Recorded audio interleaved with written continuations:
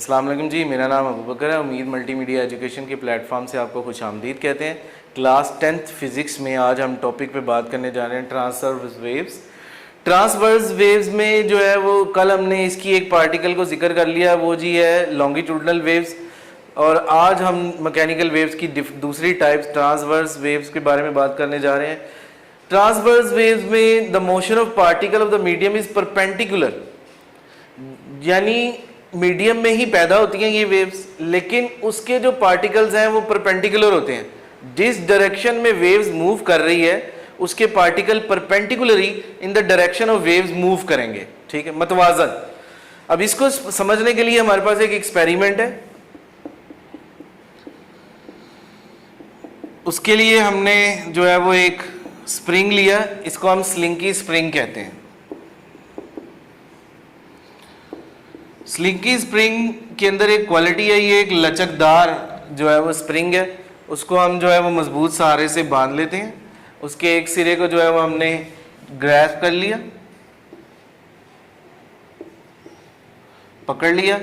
एक सहारे को एक तरफ से जो सहारा है, मजबूत सिरा है जो, उसका हमने मजबूत सिरे से बांध दिया सहारे से, और दूसरे सिरे से हमने इसको ग्रैस्प कर लिया अपने हाथ से।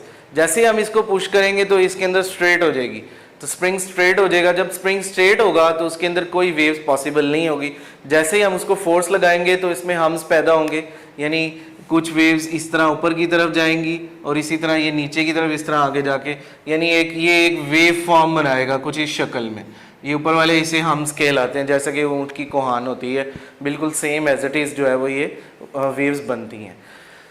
लास्ट में लॉन्गिट्यूडनल वेव्स में जब स्प्रिंग के पार्टिकल करीब आते थे तो कंप्रेशन बनती थी, और इसी तरह स्प्रिंग के पार्टिकल रिंग्स जो है वो दूर चले जाते थे तो रेयरफेक्शन बनती थी। सेम इसी में जब इसी तरह ये जो स्प्रिंग जो है वो आपस में एक दूसरे के करीब आएंगे और क्लोजर जो है वो आ जाएंगे तो क्रस्ट बनेगी। इसी तरह जब फासले में चले जाएंगे तो ट्रफ बनेगी। वहाँ जो है वो कंप्रेशन और रेयरफेक्शन बनती थी लॉन्गिट्यूडनल वेव्स में, यहाँ क्रस्ट और ट्रफ बनेगी।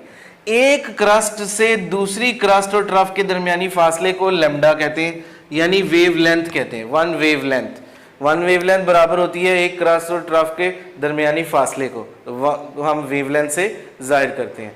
तो लॉन्गिट्यूड ट्रांसवर्स वेव्स के अंदर क्रस्ट और ट्रफ के दरमियान जो है वो वेव्स बनती हैं, वेव्स ट्रेवल करती हैं due to the over force. जैसे हमने फोर्स दी तो वेव्स के पार्टिकल जो है वो परपेंडिकुलरली मूव कर रहे हैं जिस डायरेक्शन में वेव्स बन रही है। अगला जो हमारा टॉपिक है relationship between frequency, velocity and wavelength. Velocity का और फ्रीक्वेंसी का और वेवलेंथ का आपस में क्या ताल्लुक है, ये तीनों को फार्मूले को हमने समडअप करना है और इसको जो हम सॉर्ट आउट करके आपको बताएंगे कि क्या होता है। वेलोसिटी का बेसिकली फार्मूला होता है डिस्प्लेसमेंट या डिस्टेंस ओवर टाइम, यानी d/t। वेलोसिटी का फार्मूला होता है d/t।